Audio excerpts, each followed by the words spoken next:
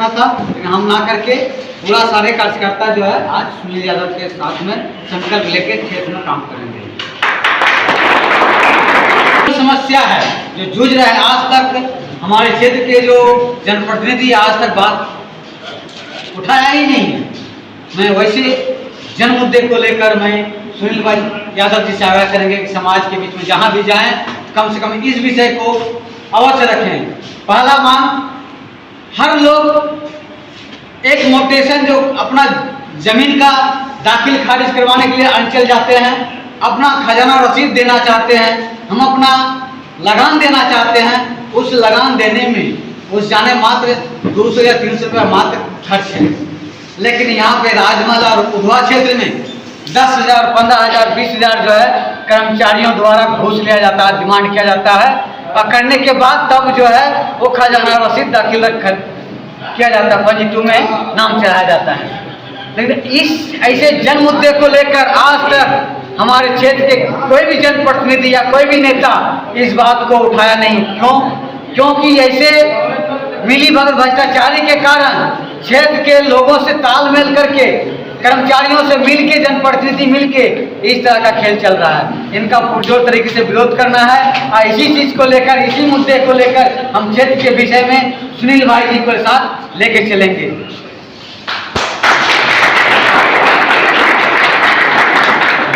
इस राजमहल और उधवा प्रखंड में, खासकर झारखंड का जो कोरोना काल में चला, उस कोरोना काल में देखने को मिला है कि हमारे क्षेत्र में प्रवासी मजदूर दिल्ली, मुंबई, केरल जाते हैं, वहाँ पे मौत हो जाती है। उनकी चिंता करने वाला हमारा कोई जनप्रतिनिधि शुल्क तक नहीं लेता है। वहाँ से लाश को लाना है, उस लाश को लाने के लिए जो है 1 लाख या 2 लाख यदि आपके पास है तो उस मृतक लाश को हम ला सकते हैं, नहीं तो वो गटर में चल जाता है। उनकी चिंता भी हमारे जनप्रतिनिधि कभी नहीं किया। इसलिए यही जन मुद्दे को लेकर अपने प्रवासी मजदूर को कैसे हम सुरक्षित रखें, इस विषय को लेकर भी हम क्षेत्र में जाने का प्रयास करेंगे। दूसरा, हमारे क्षेत्र में बेरोजगारी चरम सीमा पर है। ये चरम सीमा पर है कि यहाँ के लोगों को रोजगार नहीं मिल पा रहा है। हमारे क्षेत्र में प्रचुर मात्रा में मटेरियल है। पहले चाइना के लिए हुआ करता था, आज दिल्ली के खुर्जागढ़ जाइएगा तो घर घर में चाइना के लिए कप बनता है। उस कप से चाइना के कप तैयार होता है, लेकिन वो कप पहले हम लोग के यहाँ भी तैयार होता था 20 साल 25 साल पहले, लेकिन वो कारखाना कल कारखाना बंद है। तो ऐसे कारखाना खुलवाने का भी काम हम सुनील भैया के माध्यम से करवाने का प्रयास करेंगे।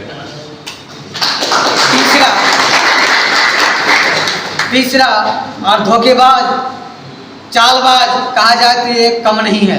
हमारे नयनपुर दियारा के कुछ ऐसे कार्यकर्ता यहाँ उपस्थित है। उन सारे कार्यकर्ताओं का, वहाँ नौजवान साथियों का जाति निवास नहीं बन पाता है। पढ़ लिख के वैकेंसी में भरता है या कोई चीज़ में काम लगता है, जाति निवास नहीं बन पाता है। तो पिछले बार हमने बहुत प्रयास किया था कि जाति निवास के लिए आंदोलन करेंगे, तो हमारे क्षेत्र के विधायक जी ने बरगलाकर उनको कि हम करवा देंगे जाति निवास, लेकिन आज तक नहीं करवा पाया। वहाँ के लोग, वहाँ की जो जमीन में जो बसे हैं, अब तक बंदोबस्ती नहीं हो पाया। मैं सुनील भैया के माध्यम से यदि जिताते हैं तो ये भरसक प्रयास करेंगे तो वहाँ के लोगों को जाति निवास बने और वहाँ का जो बंदोबस्ती नहीं हुआ है उस बंदोबस्ती करवाने का भी आग्रह करेंगे।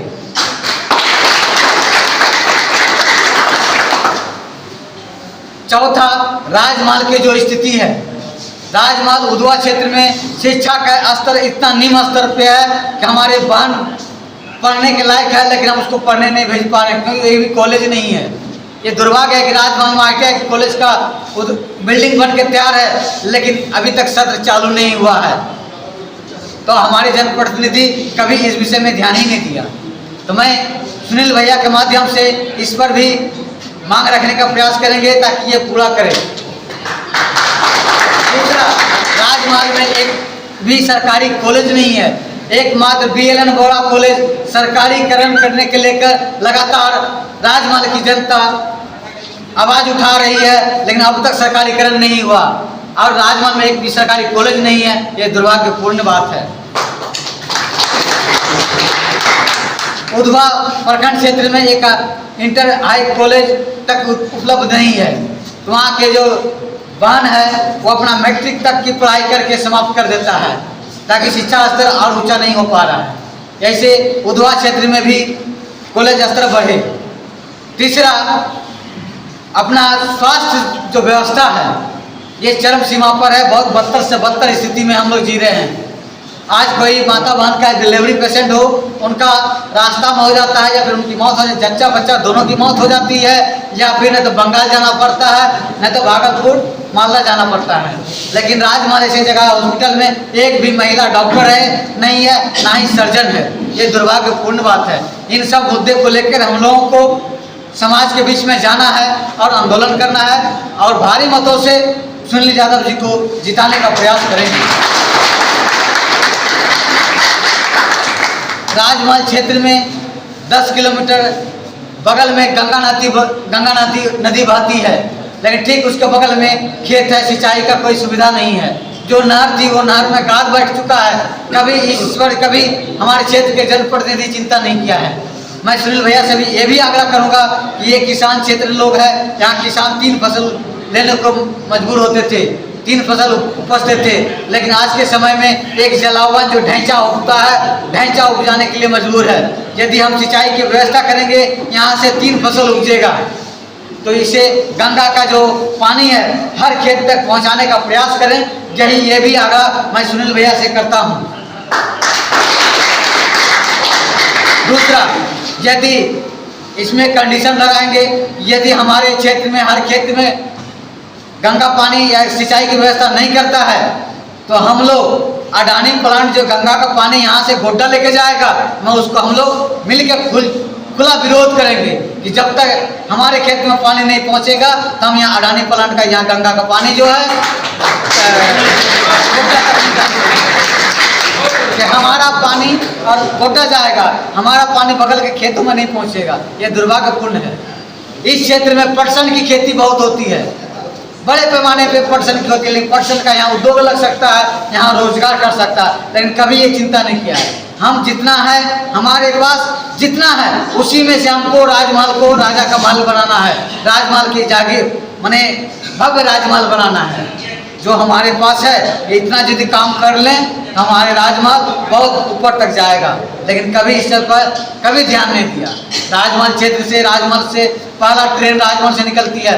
यदि राजमहल से हम हावड़ा के लिए ट्रेन यदि खोलते हैं तो लोगों को रोजगार खुलेगा, यातायात का साधन होगा, रूट जुटेगा, तो यहाँ का लोगों को रोजगार खुलेगा। इसलिए हम प्रयास करेंगे कि राजमहल से कोई भी ट्रेन हावड़ा तक के लिए खुले, ताकि यहाँ के लोगों को रोजगार हो।